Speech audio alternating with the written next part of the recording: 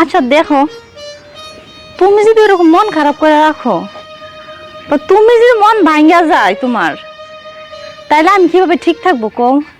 আমি তো এখন আছি, তাই না? তুমি মন খারাপ করো না তো।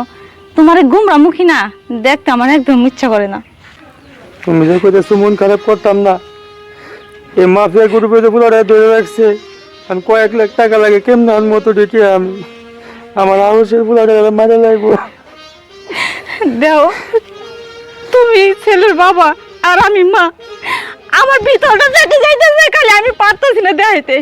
তোমার সাথে সাথে যদি আমিও ভেঙে পড়ি, তাহলে কোথায় থেকে টাকা জোগাড় করবো? তাই আমি বলি কি জানো, মন খারাপ না করে আমাদের একটা ব্যবস্থা করতে হইব। আর কেন যে টাকা পয়সা জোগাড় করবো, আর যা ছিল বাপের বাড়ি বসি সব তো আগে নিয়ে পড়ছি। তারপরেও আমি যাবো আমার বাইরের কাছে টাকার জন্য।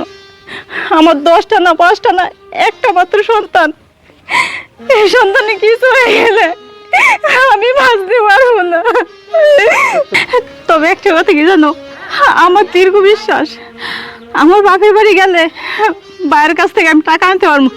সেই টাকা দিয়ে আমার পোলারে ঠিক আমি বের করে আনবো। আমি তো মা, আমি তো সইতে পারি না। তুমি কোনো চিন্তা করো না, তুমি দেখো কিছু টাকার ব্যবস্থা করতে পারো নি।